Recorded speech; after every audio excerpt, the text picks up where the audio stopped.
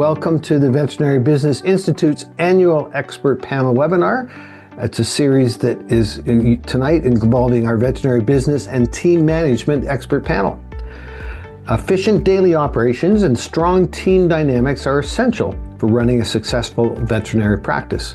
However, operational inefficiencies and unresolved team conflicts can create stress, disrupt workflows, and impact patient care. In this expert panel discussion, industry leaders will share actionable strategies to streamline daily operations, enhance team collaboration, and effectively navigate workplace conflicts and difficult conversations. Whether you're a practice owner, manager, or team leader, this session will provide practical insights to improve efficiency while fostering a positive work environment.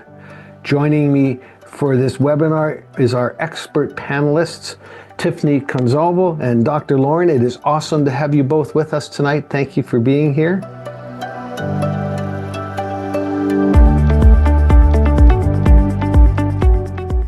I'm going to go ahead and lead off with Tiffany for tonight. Tiffany, you've led impressive cultural and operational transformations in veterinary practices. What are some of the most overlooked elements that can create daily operational bottlenecks? And how do you identify and eliminate them early on? And that early on is such a big deal. You know, by the time the horse is out of the barn, they're awfully hard to get back in and the stuff is going. So that, I love the way that question is set up for you.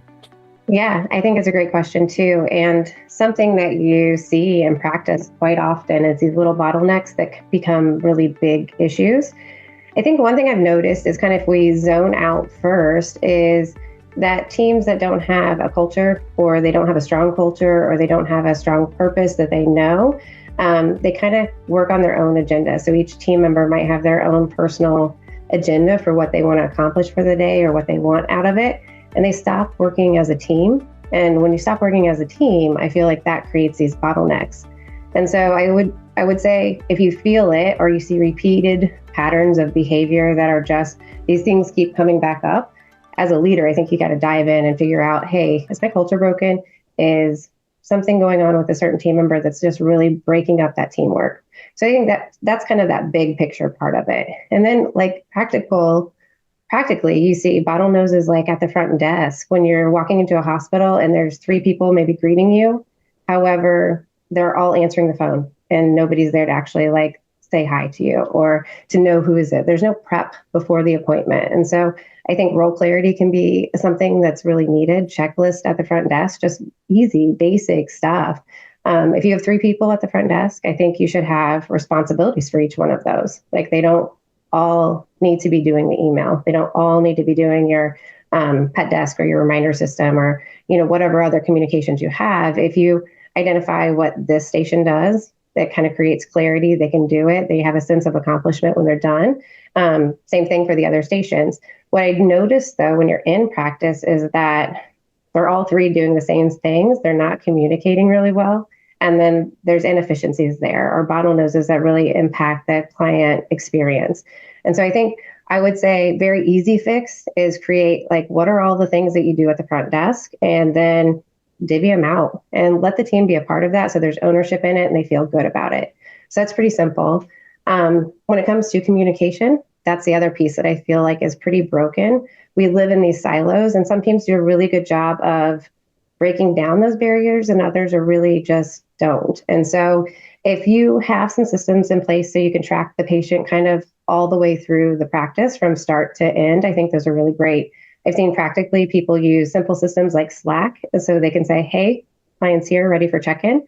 They kind of have different notifications all through the hospital to kind of let you know where that patient is and what stage of the appointment they're at. And that's been super helpful. My favorite, though, is when you use like a radio, if you have a large enough hospital, I should say that. We had little personal radios with headsets. And so those allow you to say, hey, you know, so-and-so's here. It's fear free. It's not blaring over a telephone speaker. It's not anything crazy like that.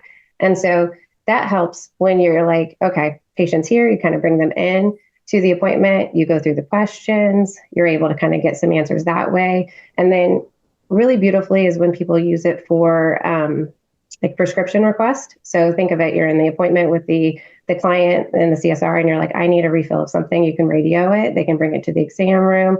It's more efficient that way. I see a lot of bottlenecks at checkout too. So the client's all done, you're sitting there, and then all of a sudden it's like the client's waiting. They're either waiting in the exam room by themselves for an extended period of time while their pet's getting treatment, or somebody's preparing their invoice, or someone is getting their medication. So I think those are simple little bottlenecks that it's like, what can we do ahead of time? So if your pet's due for these vaccines, can we prepare the treatment plan in advance? Can we find out if they need prevention and look through the things? Like, what all can we do ahead of the appointment to actually get it prepared for before it actually gets there? And I think that saves a lot of time if you kind of just think about that. Kind of you're practicing for the game, and like we kind of just sit there and play defense sometimes and catch what comes to us. So I think those are some really simple little pain points that I've seen. Another one that was recently, I was doing an exam room observation for a doctor and technician team. And they came in, they did a really good job of like reading the client right when they come in, taking them into the exam room. But then they went into you're due for, we're going to do this today. Didn't really open-ended question anything. They came in, they did a great nose to tail exam. They talked their way through it. And I'm like, this is awesome. Gave the vaccines. And then they're like, okay, we're done. And they're like, do you have any more questions for me? And the client did. They wanted to talk about nutrition and the pet that wasn't eating kind of. And so it's like, now we've spent all this extra time. And had we just simply asked that question earlier, I feel like we could have like put that into the appointment so they could end that appointment on time. And so that just would have made that whole process a lot smoother for that client and that patient. So I think those are just some of the little bottlenecks that I see that are pretty common. Protocols are key, I think, or talk about that a little bit later. But I think without them, you can really have some bottlenecks in the practice. So, well, that's great, Tiffany. Thank you. I love it. They're little points, but the point is that that remind me of that story about the princess and the pea. You know, the pea was way down under all those mattresses. You know, there's these problems when they get tucked in, and we're talking about catching it early on. Now that's the problem, is that they just compound, and by the time you deal with it, it's now cancerous. It's across other sectors.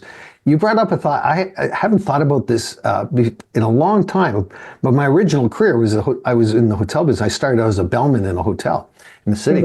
And you know what's really interesting in a hotel, we've all been probably in hotels, in the larger ones, that every position, so the bellman, the bell staff, the door staff, the concierge, the front desk folks, every one of them, we all have positions. So we're not, the job we have is, for instance, bellman, but there's first call, second call, third call. First call is standing ready to be able to help somebody take them up to the room. Second call is making sure the lobby's clean, set up different things. Third call is delivering parcels. Everybody has a role, and then as soon as somebody moves the role, it's really like a zone defense. Everybody just rotates to that position. And the whole thing, so it's very, I mean, we're not comparing the lobby of, but it is in many ways. A concierge is a new thing that's coming out a lot more here in vet practices. And it's the same theory. But I think it's just about being intentional, is what I heard you say, being intentional in design. It's almost like, if this is what you want the experience to be, then reverse engineer it, and who needs to do what, and how do you keep it rotating through the people? I love the way you put that. A good exercise too you can add to that is just do your cycle of service, every touch point that you have with your client. So before they come in, when they get here, who's going to be in contact, and just evaluate it as a team. If you have your purpose in mind, you have your avatar of who you want to come into your practice, that's helpful when you're figuring out what to do in each one of those touch points, but that can be a great exercise for the team too. So great. Thank you, Tiffany. Now, as you're listening to this, folks, you know, I have a feeling we're going to get a lot. It's going to be like a bit of a fire hose here. So be very intentional capturing sound bites that you can grab onto, write them down, however you capture it, type them into your phone, but just make sure it captures it. And then two things. One is, how are you going to do something with it when you get off the podcast? And secondly, it may be required that you're going to have to reach back out, or you're going to want to reach back out to Dr. Lauren or Tiffany and say, hey, you were talking about this. So just don't try and capture everything. Capture the things that are capturing you. So Dr. Lauren, I've got a question for you. You know, you've clearly from your background, you've successfully led multi-location operations through standardization and unification. How do you scale operational improvements without losing the unique culture or team dynamics of individual hospitals? That has got to be a real challenge. challenge, and it's the question, right? And I apologize for my voice. I've been talking all day, so it's going on me a little bit. If you guys need me to speak up, just let me know. You sound great. Good. But I think for me, the way I've always approached standardization and the way I try to present it to teams is always going to be that it is not a way to make them cookie cutter or to make everyone the same, but rather really preserve and elevate their unique culture by doing a lot of things that Tiffany mentioned, standardizing some of those core processes to reduce those bottlenecks and make the day run smoother so they can really focus on those things that make them them. Each team I've worked with in my career, and I've worked with some awesome teams, always teaches me something interesting or cool or some really awesome way to get buy-in from their clients and elevate their patient care. And that's really what they should be doing. And so the way that I view standardization from an operations and even a medical perspective is, what do I need to do to alleviate those bottlenecks, alleviate those little pain points throughout the day where somebody is maybe unsure of what their role is, what they're supposed to be doing, so that everybody can get back to why we're there, which is to take care of patients and make sure that we're keeping those clients happy and well taken care of.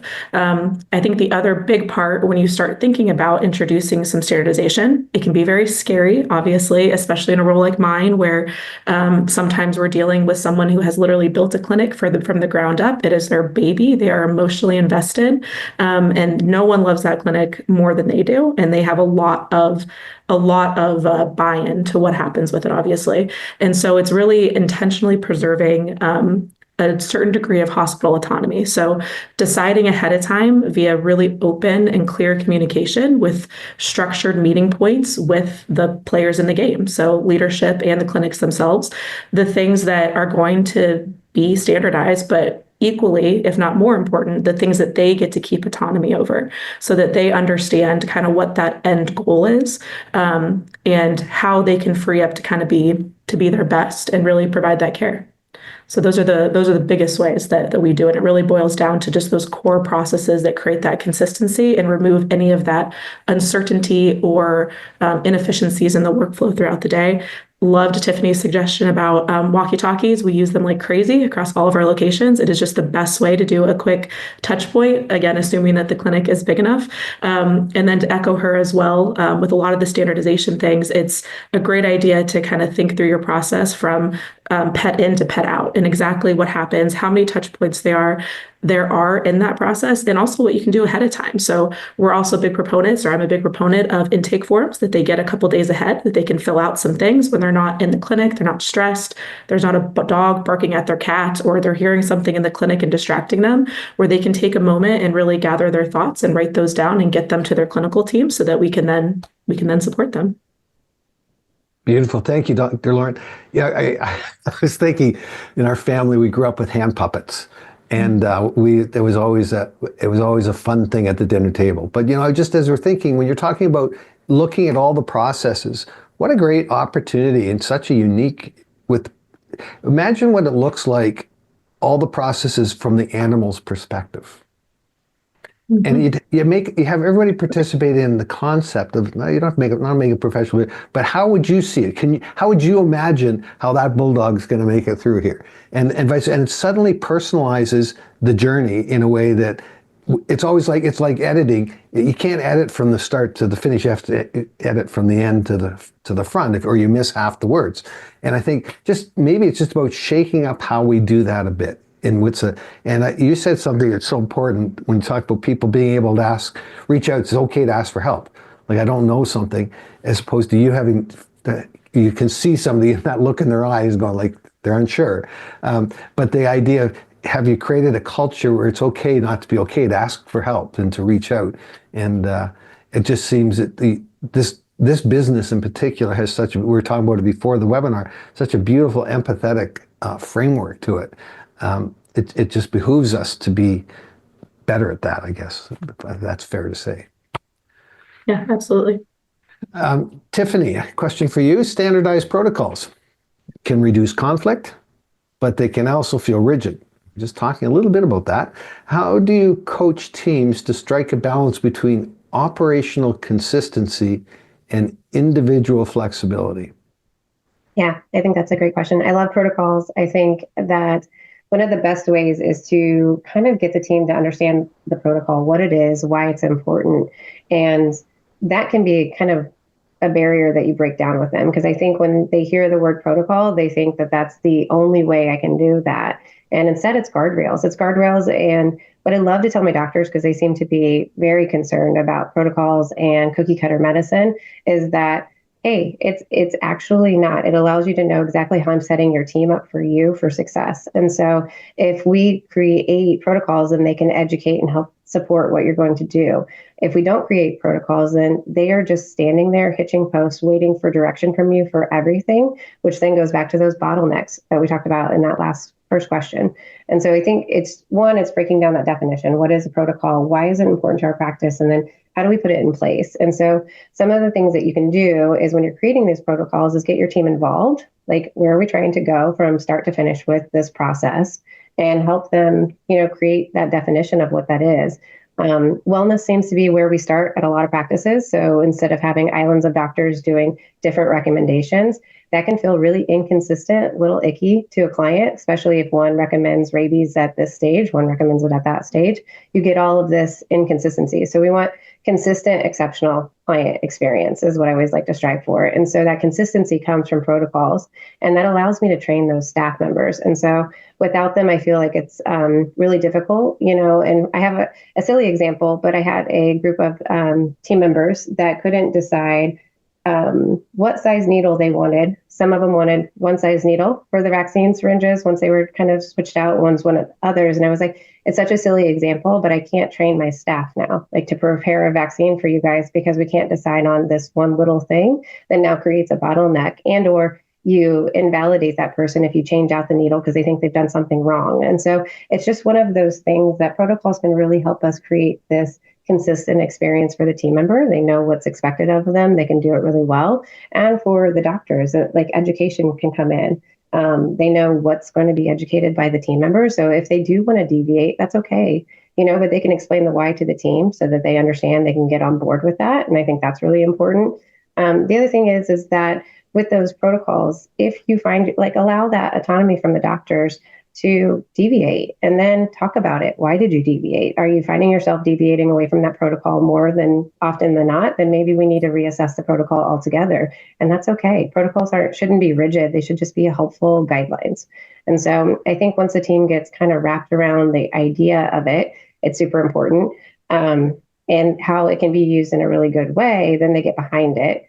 The other thing to think about is kind of that change management. I like John Cotter's book on change management, and he talks about process a lot in that book. And one of the things I see teams lack is kind of a system in place for change. So if I did something one way, now we're going to change this protocol, there's no system for them to kind of educate the entire staff on that change, and then tell them what's expected of them, and then what we are going to do differently and why that's important, and then the steps to complete it. So getting a change form or some kind of document that's in place that kind of walks them through that process. Like, it's today's date, but Monday the 5th, we're going to start this process. This is why we used to do this. Now we're going to do this.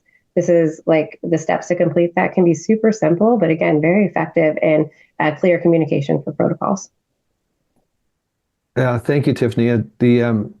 This whole concept of communication you're talking about in protocols, we know the number one reason that people leave your organization, it's actually not money, it's they haven't been valued and heard. And what's interesting is the number one reason 70% of change fails is because we don't actually execute communication that covers all aspects of people, all different types.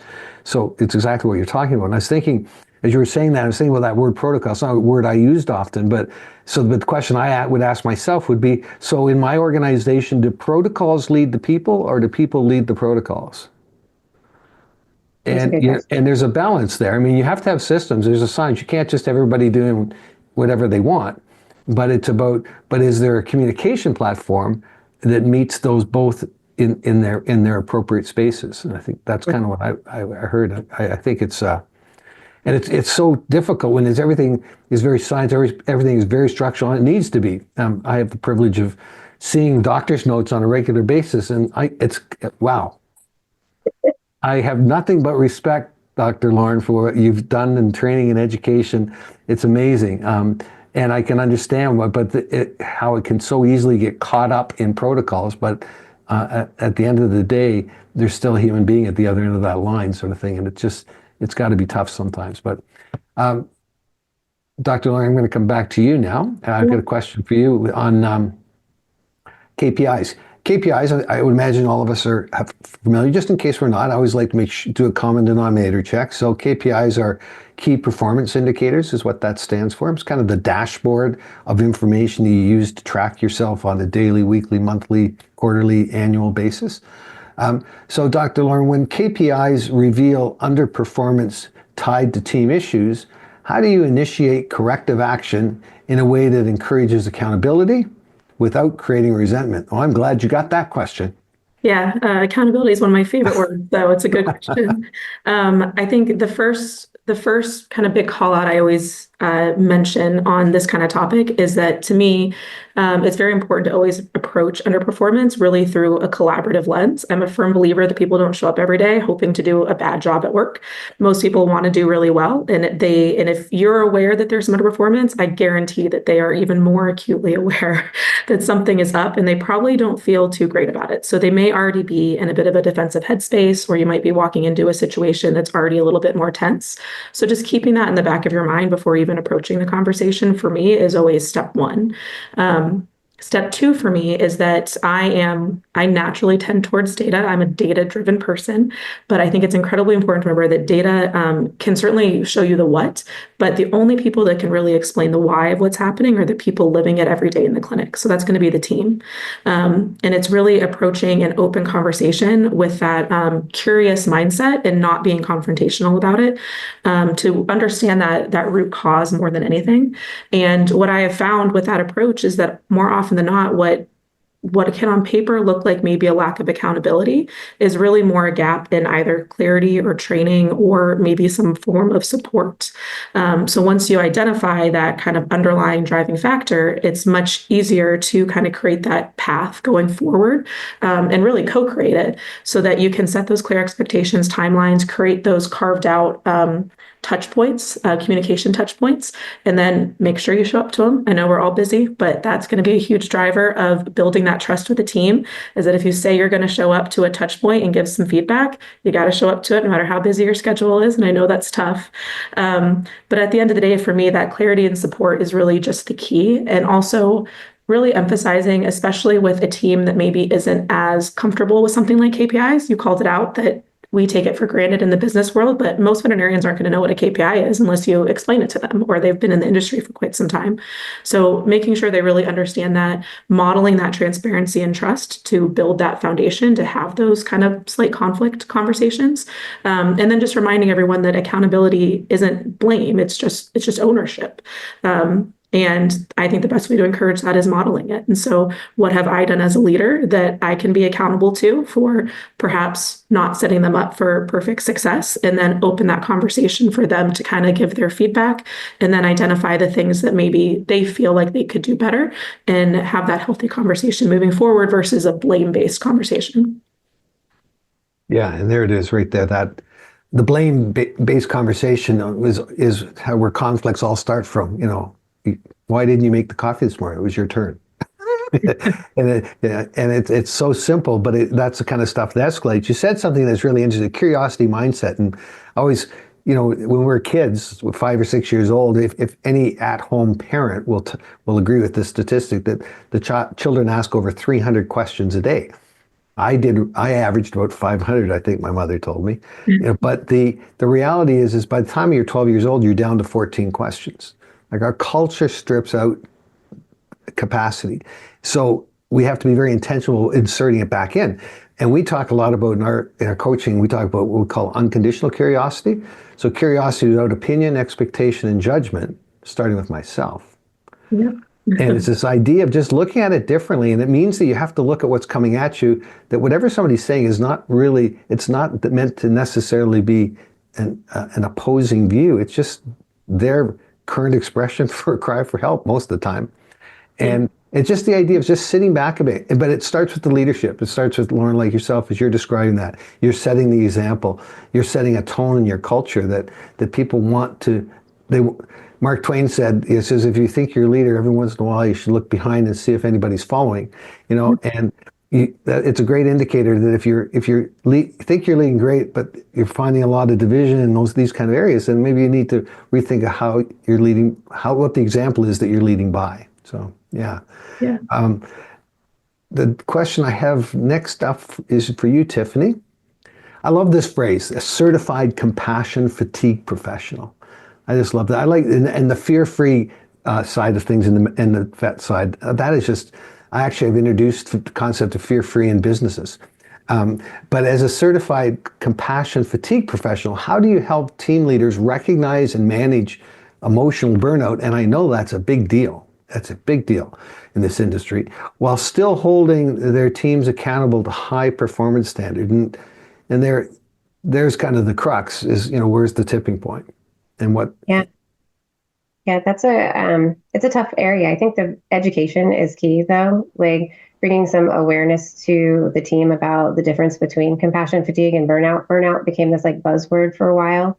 And I don't know that the team members that were using it actually understood that. And so kind of being able to explain, if you are burnt out, you go on vacation, you come back to work and you're still drained. But if you are going on vacation, you come back and refreshed, you just needed a break. And so sometimes just some awareness about what's actually happening, but really protocols. I know we talked about that a couple questions ago, can reduce anxiety in the workplace. If I know what's expected of me when I go to work, then that can actually reduce the anxiety that I have at work.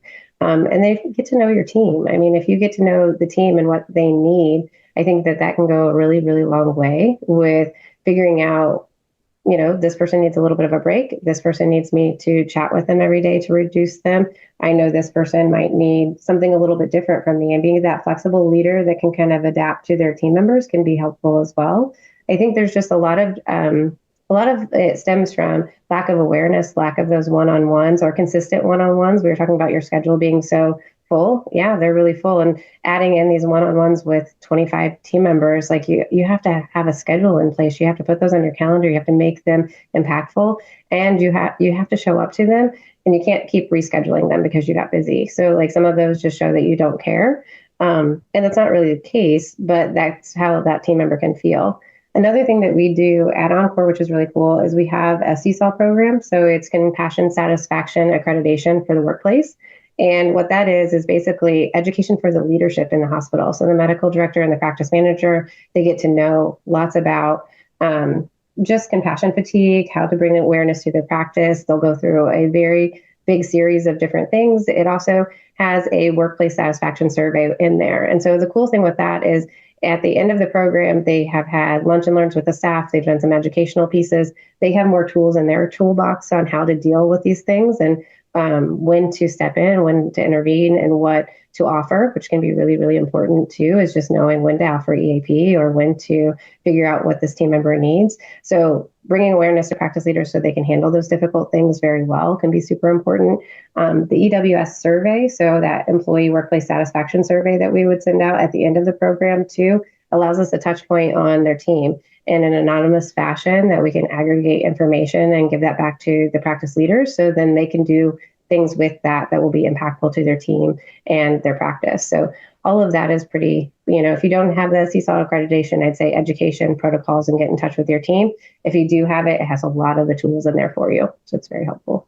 Thank you, Tiffany. Dr. Lauren, I've got a question for you.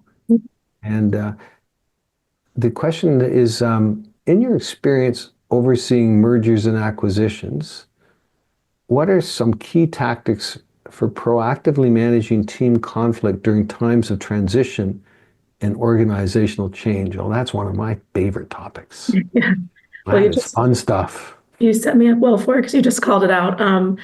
The biggest thing is I try to establish that really authentic culture right off the bat. And you have to do that by that really early and consistent communication. When you're talking about a merger and acquisition, there is going to be change, and that is scary for people. And I think pretending like there won't be change or telling a team that things are going to stay exactly the same is just a disingenuous way to start the relationship, because there will be change. And so let's have a really good conversation around it off the bat. Let's go ahead and establish some of those carved out times, whether those are like a town hall, depending on the size of the organization, one-on-ones, team meetings, whatever those things are, where myself and other leaders can come and not just be present, but really actively listen, reflect back to them what they're saying, to make sure that, to your earlier point, that we are understanding the context of what they're saying and not just the tone of their voice or whatever emotion might be coming through in what they're saying. And then acknowledging their concerns, because most of the time those concerns are extremely valid. Change is scary and it's hard for people. And it's important to be able to talk about those things in advance to kind of remove that mystique, let the light in essentially, and make things a little bit less intimidating and overwhelming. The next super critical part, and kind of has to happen simultaneously, is aligning the leaders. So if it's a single practice, maybe that's the clinic manager and the medical director. At a larger organization, maybe it's a regional medical director and a regional operations manager. But whatever that looks like, really aligning those clinical and operation people before pushing change downstream to the rest of the team, because those leaders are the people that the staff members are going to be looking to kind of take their cues from. And if they aren't aligned and on board and understand it and have had the chance to ask their own questions in the appropriate forum, they're not going to be able to model that calm and kind of consistent messaging that you're looking for to kind of lead people through these turbulent times of change, because it is, again, very stressful. The final kind of piece of the puzzle for me that I've had the most success with, I think it's just critically important as a veterinarian, is to really make sure that you're able to adequately express the change in the context of like a value base for the veterinarian, or for whatever speaks to that team. So as vets, most of us are really focused obviously on our patient care in our community. So helping those teams understand how these changes can benefit the patients in the community is always going to get much better, faster buy-in, and usually will create some, what I call like team champions, essentially, who are very bought in and can kind of help on that peer-to-peer level, talking to everyone and being that voice in the clinic to help continue to drive towards the goals that you're going for, and help just reduce some of that anxiety. So those are the biggest ways for me. Yeah, thank you. Yeah, I totally. I was thinking when you're talking with change, it's a word that it's a funny word in the sense that most of us are. If you say to somebody, "Do you like change?" Most people say no. I said, in actual fact, we love change. We're just not so keen on the transition. Like I love the idea of losing 25 pounds and having a 5% body fat, being out running marathons. I love the idea of that, but I'm not so keen on the transition and what I'm going to have to give up to do that. And so it's funny. We just changes. It's like, and the other thing is having a vision for change. What you're talking about, Dr. Lauren. What is a vision for change? It's not just change is not just a transactional thing about what we're going to do and how we do it. Change is very much relational in who we are and why we matter. And I think it's that idea of when we have a vision for change, then people can find a place to hook in. We do a lot of work where different personality types go through change differently. There's 3 different phases of change. And some folks are like your champions. They're just through and out the front door and let's go and let's rock. But they're absolutely often a problem because they're so far out. They're like Mark Twain's story, and they're just a distraction, and they're not really helping. They need to kind of come back and help the team. Where you've got others that are just really have to take their time, understand, process. They have to ask a lot of questions. They have to go back over things again. They have to hear it again, and by the time you get through the 3 phases, ironically, 100% of the people don't always come through change. Some people we have to help find the right place to work. And that's okay as long as we're taking that approach. But I think it's this idea of how do we cast a vision for change, and then how do we make sure that it's a holistic view of change that's about what we do and how we do it, who we are and why we matter, and what does that creatively look like as a desired outcome downstream. And I think it's hard in businesses that are so fast moving, like veterinary practices. I see it in dental practices, aesthetic industry. It's almost, and if we don't take the time, if we're not intentional with taking the time for this, then we'll as I say, your system is perfectly designed to achieve the results you get. Suddenly, if every fourth car coming off the assembly line is missing its right front fender, all the yelling and pointing at that's not going to fix the fender until we change the system. And I think that's what happens. I think that's to your point, Tiffany. We can catch that fender missing early, as opposed to it's now we've got 150 cars manufactured without one. Yeah, trying to engage people after they're already panicking is just never effective. You want to catch them way earlier. And then just like a small example for me, I'm finishing up a project for my current organization where we're standardizing our PIMs, which is a big deal to vets, as you know. And a lot of it's been fun. And a lot of the feedback I'm getting from managers now, because some went live as far back as October, is like, what were we so scared of? And it just goes back to that. Before you know what you're dealing with, it's terrifying. And then once you're in it, you realize it's not so bad as long as the communication is there and everyone feels heard. Those have just always been the keys for success for those big things for me. Yeah, beautiful. Thank you. Yeah, I just see a comment here. Hey, Michael. I heard there's a gift for attendees. Am I getting a free puppy or is it something else? I need to know if I should bring extra. Well, let me tell you. Okay, so I can't give you a free pup. A digital free puppy I could give you. However, but what it is, let me tell you, it's definitely extra excitement. It's a good idea. So the gift actually, the co-founder of the Veterinary Business Institute, which this is sponsored by, is Narain Arulraja, who is the president and CEO of Equa Marketing. They're a digital marketing company. They're focused very specifically in medical practices and very specifically in the veterinary business as well. And he is offering to our attendees a complimentary marketing session that is going to be, he calls it a strategy marketing meeting.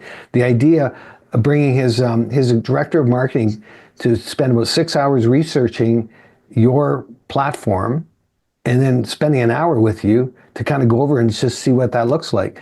Really, just it's kind of what Tiffany was saying about in the operating room. Of just going in, having an expert come in and have a look at what your platform is. If you're not in the top 10 on Google, if you're not getting the SEOs, if you're not converting patients, there's a reason for it, and it can be fixed.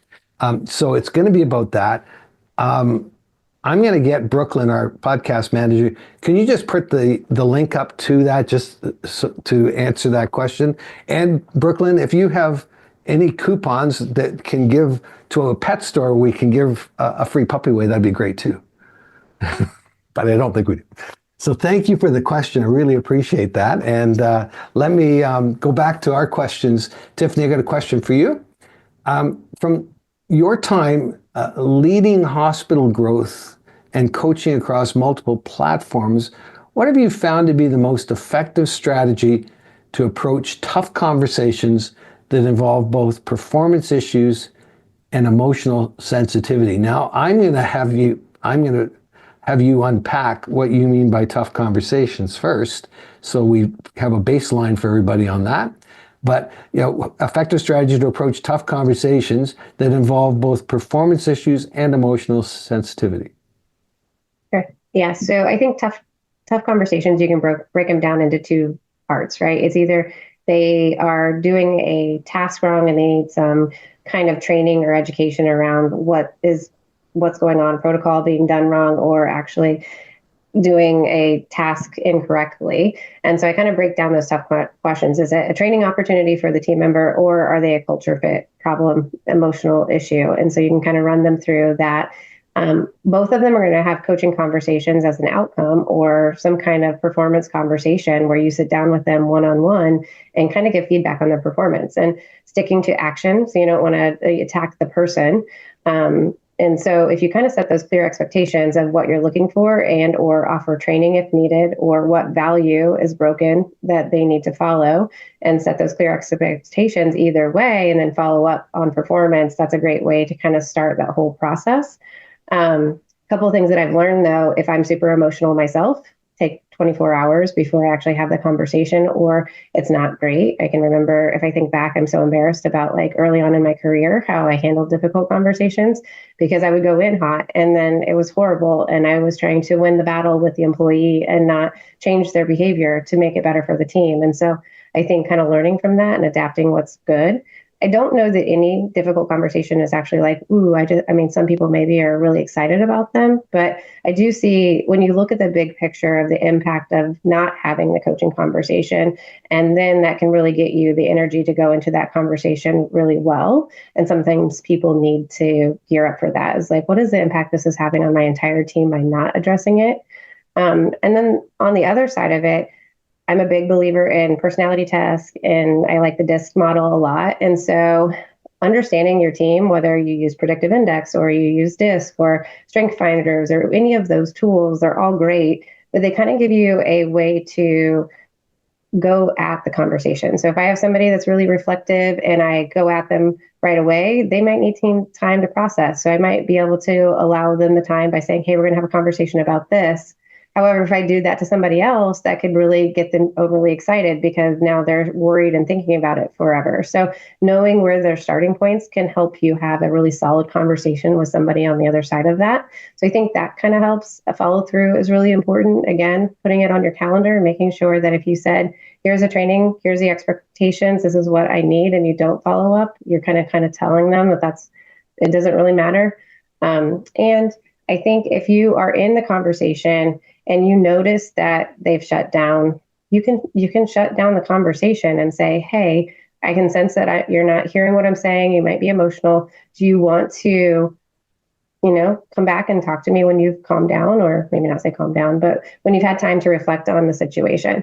I think giving them that space or being able to recognize that in the moment. Sometimes if you don't recognize in the moment, you just keep talking and it's awkward and they're not hearing anything. And so bowing out of a conversation doesn't mean that they're getting away with it, but you're just allowing them the space to be able to hear the message can be super important as well. So kind of a couple of tactics there I would try. Excellent. Yeah. You're in my world as a mediator. The idea of, when you think about dealing with emotions, dealing with personalities, I was sharing earlier, we try and onboard staff with some of the diagnostics you're talking about we use a version of DISC, but we actually convert into animals. But we use that canine colors. Yeah, like true colors. But we bring in and then we bring in the person with that. We bring in their appreciation languages. We all appreciate differently, and we can understand that. And then we also bring in the learning styles as well as we bring in the conflict management styles. And so with looking all of that, you suddenly have this. It's all about increasing your self-awareness. But our whole thing is about helping leaders lead themselves well so they can lead others well. So you've got to learn it yourself to be able. But the biggest thing that it does is if both parties know that about themselves, that's what we call a self-help conflict management system, where you don't have to have mom or dad step into the middle of it, which happens all the time. It can actually be something you can resolve with these healthy tools. And that's what Tiffany's talking about. But it's a front end process. It takes time, and it's like an annuity. It has downstream benefits that you will be so pleased with when you go home at night, and everybody just can't wait to come back to work the next day. I just want to mention something we use as a technique. We call it BFC, behavior, feeling, consequence, and initiating we call them successful conversations. How do we go from a difficult one to a successful one, and what do we mean by that? But BFCs are behavior, feelings, consequence. So behavior, when you make fun of me, Tiffany, when I'm up in front of the audience, it makes me feel stupid, and as a consequence, I lose my place. And it just, by creating a principle-based entry point in the conversation, it parks the emotional side, the amygdala gets shut down for a couple of seconds, and you can actually have a conversation that has a reasoned response to it.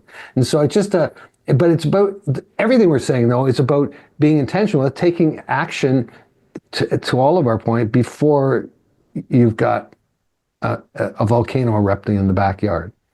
So does that make sense, Tiffany? Yeah, absolutely. Yeah. I love that, BFC. Dr. Lauren, question for you. You've worked with both clinical and non-clinical teams across very diverse geographies.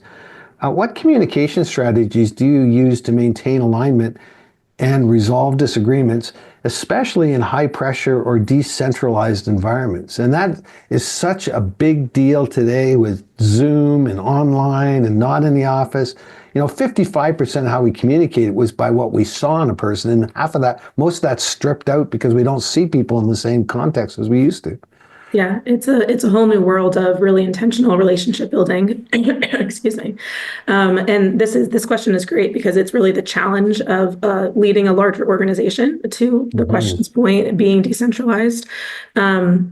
For me, and I think for a lot of leaders in a similar position to me, it comes down to like three main things. And the first one is making sure that your teams have very clear understandings of what your key messaging is. So really standardizing that and having a shared definition of what success looks like. And that might be different for each clinic. It might be an organizational standard of success, but really having that common language and foundation to build off of is the first step to, one, heading off disagreements, but two, having that shared language to come back to when there is a disagreement. Like, we agreed that this was our goal. This is how we define success. And, this is how we want to get there. And we're having some trouble. So let's talk through it. The second one, of course, especially having teams so spread out, is that cadence of communication. I know I'm a broken record on it, but it's just so important to have those dedicated times set aside with your teams and then show up to them so that they know they're going to see you. They'll have a chance to express their concerns, have a conversation with you, and be listened to without you being distracted, pulled away, whatever that is. But that predictability is really a cornerstone for building that trust with teams.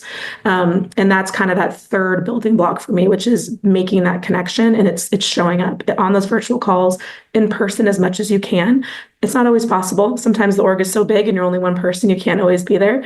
But when you can, it really does make a big difference to get in there and really get to know people. And as the more and more you build that foundational trust, the more likely it is that people are going to assume a positive intent with any interactions that they have with you, which is just going to make any kind of conflict resolution that much easier.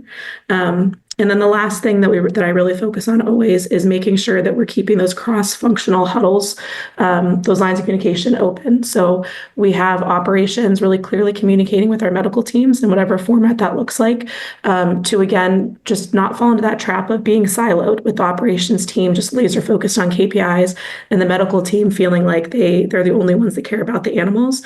We need to understand how those two things go hand in hand, how a healthy business supports more care for more animals, and how good care for animals supports that healthy business. So those are the main ways that we approach it. But it's tough, and it takes really mature and engaged parties to be able to do it well, because everyone needs to really be bought into the success of the organization, the business, the clinic, and the patient care. Thank you, Dr. Lauren. As I mentioned earlier, and we had I apologize that I don't have a puppy to give away. But as I mentioned earlier, with this gift we have from Narain Arulaja, and as I said, Narain is the CEO of Echo Marketing, and they are a digital marketing organization dedicated to the healthcare industry and a very special and specific focus on the veterinary field. So, myself and along with the team, we really appreciate the time you've taken to join us for this educational system, I believe. We recognize the commitment you make every day to your practice, your patients, your team, and that's why we're always committed to supporting veterinarians, veterinary professionals, and the community in every possible way to drive success and growth in the ways that we've been talking about tonight. So as I say, as a token of our appreciation, we're offering you a free marketing strategy meeting with Lila. Lila is the director of marketing for Equa and works in very specific areas, as you can see in her fields of endeavor. But this gift will look at your ranking, your Google ranking, social media performance, website effectiveness, branding strength, online visibility, engagement, how search teams are helping you generate new pet parents, areas, and give you some great ideas on how to improve what you're already perhaps doing well. So she'll take about 6 hours, compile all that, bring that together, and have that 1 hour conversation with you. And as we all know, in today's digital world, pet owners turn to the internet first when searching for a veterinarian, whether they type in vet near me or search for symptoms of their furry friends. their online presence will determine how easily they can find and choose you. And the question is, how easy are you to find and choose? And are you in the top 5 or 10 to be that way? This strategy session will help position you in a different way, in a deeper way, and really set you up for another level of success. So whether you're in general or specialty practices, equine, holistic, or emergency care centers, that doesn't matter. It's not about the center. She has expertise in all those areas. So I've had an opportunity to see the results of some of this, and it's very cool what Elias put together. So I encourage you to go ahead. You can scan that if you're not using your cell phone, you can scan with your cell phone that QR code you see on there. In the chat, there'll be a link there. You can link and to get booked up with Lila. But I do encourage you, I kind of ask 2 questions whenever there's an opportunity like this. I think the first question is, what's at risk to do this? We get lots of offers of stuff, right? And the risk is there's no hooks or tricks or anything with this. It's your time, and we value your time. We appreciate that. The second question is probably more relevant and important for this moment, but the second question is, what's at risk if I don't? And that's only you can tell and decide and make a decision around. So I leave that thought with you, but our time has come to an end, and it has been awesome. First of all, thank you to our expert panelists, Tiffany and Lauren. You guys were both amazing. So much insight, best practices, and certainly actionable content. As I like to say, I think you've made the complex simple, the hidden visible, and the difficult easy.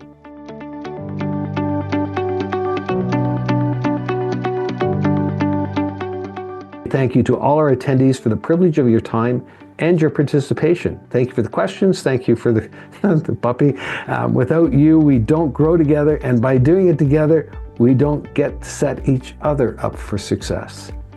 A reminder to like, share, and review us on your favorite social media pages, and you can be part of someone else's success. We love followers and reviews.